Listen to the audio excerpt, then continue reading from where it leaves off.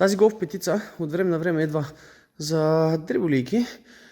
Така, последните опаквания, които имаше, са за нестабилност по време на движение.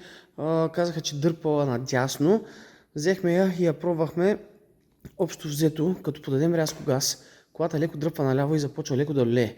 Като отнемем газта, дръпва пък надясно и пак така една нестабилна седи, си едно самото купе се усуква.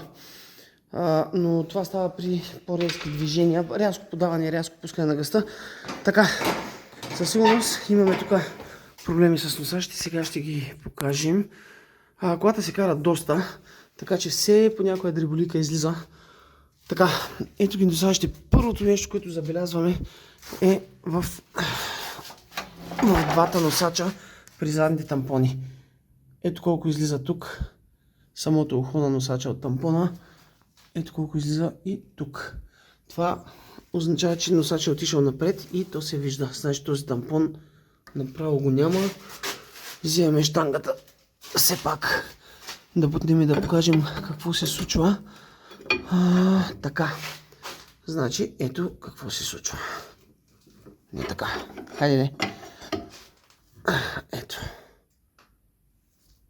За какво говорим? Вижда се и гумата как се движи. Не знам дали се вижда на видеото. Така, този тампон.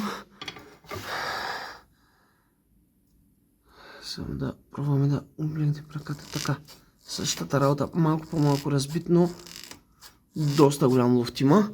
Сега, взели сме общо взето всичките тампони.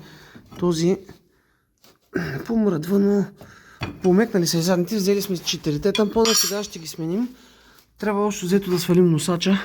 На пръв поглед погледнато имаме да свалим шарнир. И имаме един болт тук. И това нещо е с 3 болта.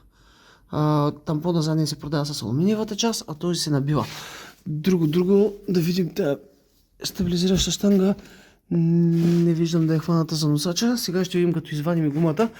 Но като цяло да, сваляме носача и трябва да пренабием този тампон и да вкараме този. Ето го и носача, значи 3 болта на шарнира. Този болт малко по-трудно излезе, беше малко запил, но излезе. 3 тук. Сега, това е новия. Този само се измъква, даже този излиза доста лесно. Така, другия малко по-сериозно се набива. Ще почистим хубаво, ще го сложим. Този, вижда се какво е положението с него. Доста зле, даже тук е търкал там по другия метал на среща, защото е забил в предния край. Ще го избием, ще набием този наново. Набиването с инструменти на преса, който както му е удобно. Мисля, че даже с едно менгеме може да се натисне, за да влезе. Задължително сложете малко масо, за да може да се позне хубаво тук по тампона. И така, не е толкова сложно, колкото някои болтове доста трудно се развиват. Но това е като цяло, слагаме ги и ще тестваме накрая да видим как се държи колата. Ето го и стария тампон. Значи работата е много зле. От всякъде е разпаднат. Така. Сега новия на менгемето. Взимаме една такава втулка, дорник. Слагаме тук, от другата страна тампона, натискаме и влиза. Вече към края, когато натиснем тук хубаво, към края трябва да с една отверка, тази малката, полека започваме да придърпваме, за да извадим периферията на тампона, както е тук. Така трябва да излезе и тук. Така виждате как е, като радио се е получил. Самата периферия на тампона не е излязла. Много внимателно и полека, да не го скъсаме.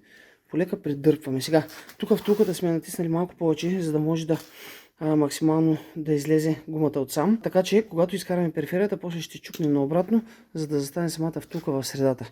И това е като цяло.